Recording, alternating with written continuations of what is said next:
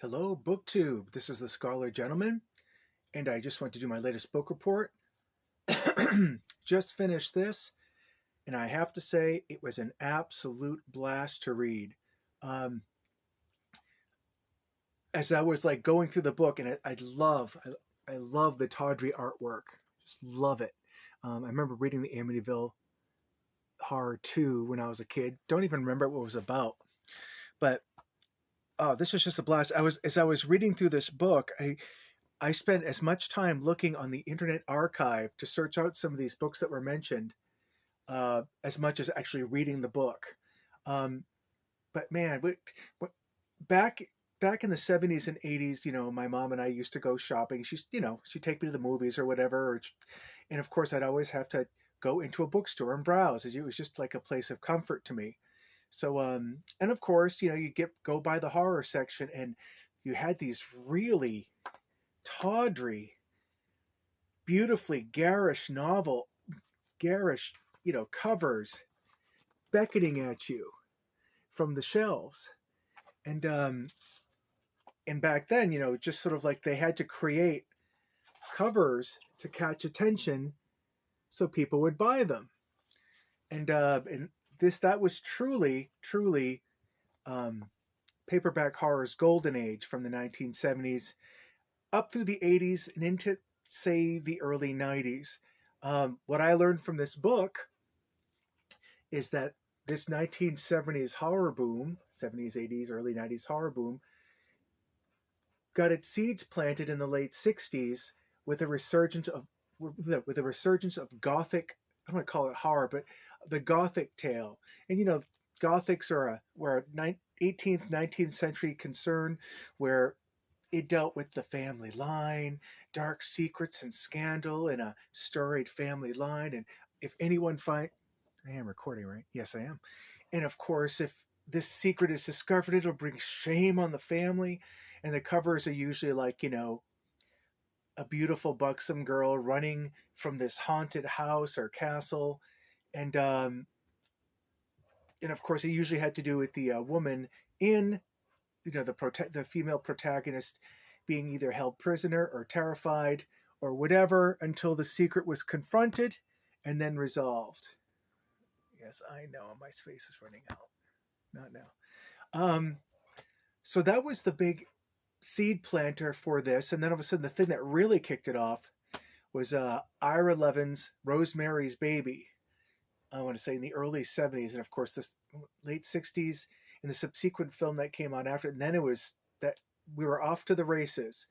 Then come all these copycat imitators of Satan's Child and Fear of Satan, and basically you have threats against our Christian white Anglo-Saxon Christian order, decent. So basically, it just spread out into a whole bunch of different genres in the 70s, and of course, The Exorcist came out, and that really fueled the fire. In some ways, Stephen King has this period to thank for his success because his first published novel, which he almost threw out, by the way, was called Carrie, and that fed right into the misunderstood spooky girl psychic trope pretty well.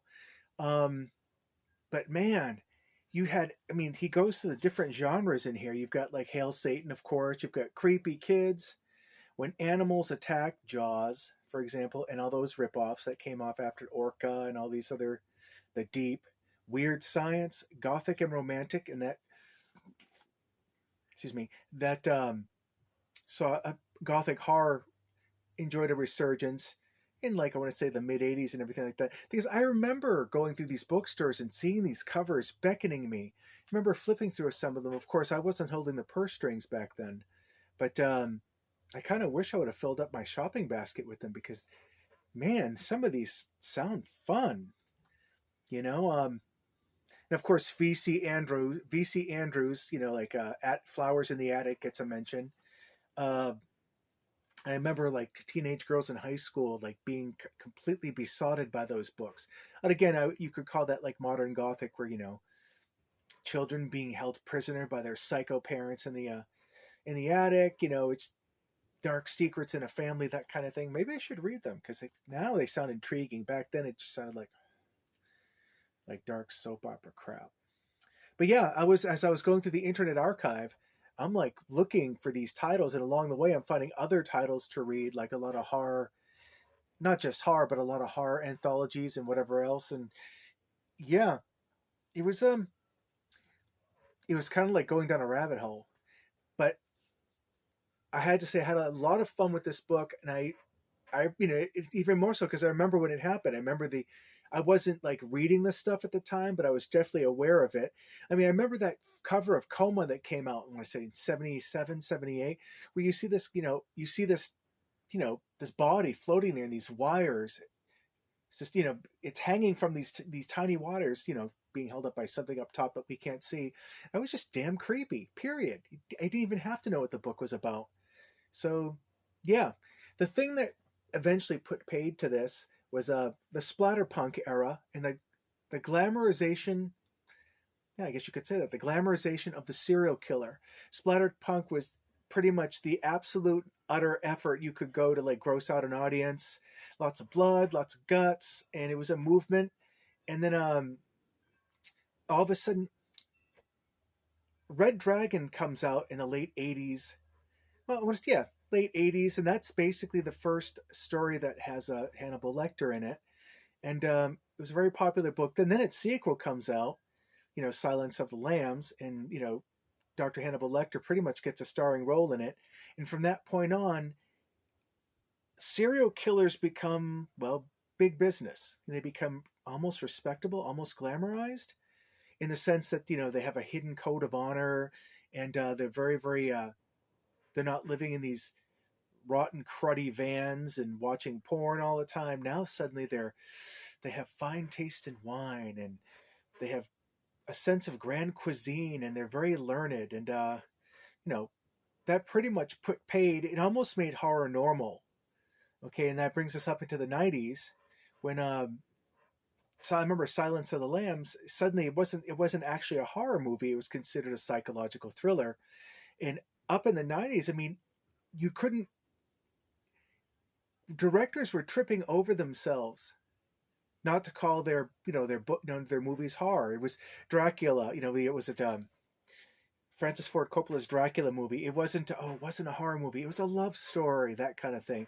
Horror was very, very much looked down upon as juvenile, I guess.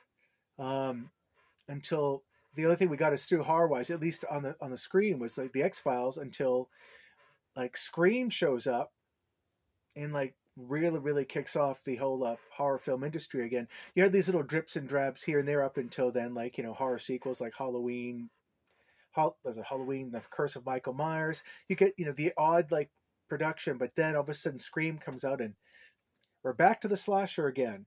But unfortunately, paperbacks wouldn't really enjoy the mainstream on the bookstore shelf popularity that they did in the 70s and 80s.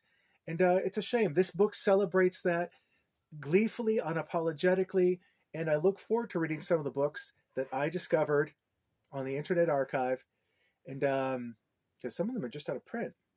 So, but if you have even a slight interest in this kind of thing, Grady Hendrix has written a lot of horror novels himself, like My Best Friend's Exorcism, that kind of thing. His work is very much steeped in that time period. I'm going to give his work a look-see one of these days. Now I'm probably going to graduate onto a can I remember his name now? Ramsey Campbell book.